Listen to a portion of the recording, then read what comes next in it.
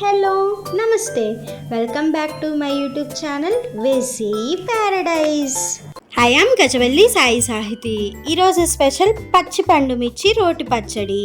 స్టవ్తో పని లేకుండా 5 నిమిషాలలో చేసుకునే టేస్టీ పచ్చడి ఇది.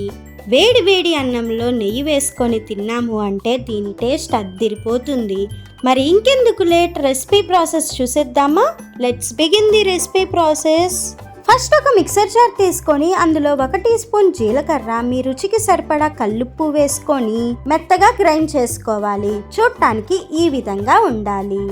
ఇప్పుడు ఇందులో పొట్టు తీసి ఉంచుకున్న 15 వెల్లుల్లి రెబ్బలు, కోర్స్గా కట్ చేసి ఉంచుకున్న ఒక చిన్న ఉల్లిపాయ, ముందుగానే 10 నిమిషాలు నీటిలో నానబెట్టి ఉంచుకున్న చిన్న నిమ్మకాయ సైజ్ అంత చింతపండు, తొడిమెలు తీసేసి నీటిలో శుభ్రంగా వాష్ చేసుకున్న 15 పండు మిరపకాయలు వేసుకొని పల్స్ మోడ్లో కచ్చా పచ్చాగా గ్రైండ్ చేసుకోవాలి. ఇప్పుడు మొత్తాన్ని ఒక్కసారి బాగా కలుపుకున్నాము అంటే మనకి కావాల్సిన పచ్చి పండు మిరపకాయ రోటి పచ్చడి రెడీ అయిపోయినట్లే. ఈ పచ్చడి చేసుకోవటం భలే సులభం కదా.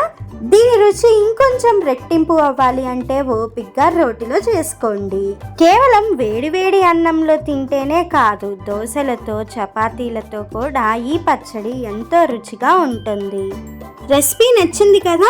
అయితే ఇంకెందుకు లేట్, వెంటనే ట్రై చేసి చూడండి. Stay tuned for more interesting recipes. Please do watch, like, share, comment and subscribe to my YouTube channel. Thank you for watching. Bye bye.